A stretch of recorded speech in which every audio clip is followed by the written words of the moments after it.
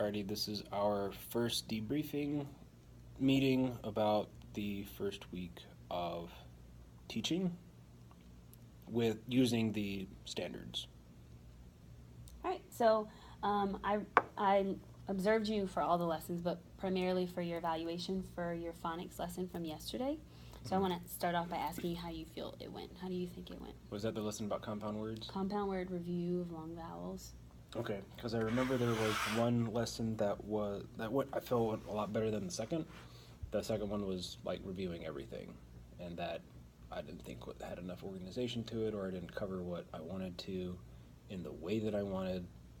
Felt like I was kind of going by the seat of my pants on the second one, but the first one I thought I had more organization. I kind of don't really know where to go after certain segments, and I wanted to make sure that the students understood, but it's not always easy keeping track of them.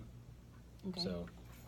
Okay, I did my formal evaluation on your lesson yesterday, which I guess what you're considering the second one, which is your review of long vowels in compound words. So I just want to go through the rubric with you and talk about what I chose and why I chose it, and you can tell me what you think as we go through. So for standard 1, which is student development, under the element understanding learning, I gave you basic for that, and just know that no matter, this is a starting point, so I do expect you to grow. So don't feel bad if I don't give you outstandings for everything or 3s for everything, because I need you to at this point. Okay. So 2 says candidate has limited knowledge of how learning occurs, and that limits his or her development of instructional strategies to promote student learning. So I do think that you understand how learning occurs, but the part that didn't allow me to give you a 3 for that is using that knowledge. So how to modify and adjust the lesson as you're teaching and you see what students' responses are, how to kind of shift gears and change your questioning or change your technique to make sure you're reaching all students, is why I gave you that. For meeting student needs, for that element, I gave you basic as well. Candidates' instructional strategies are meeting the social, emotional, or physical needs of students, but are not effective in meeting their cognitive and linguistic needs.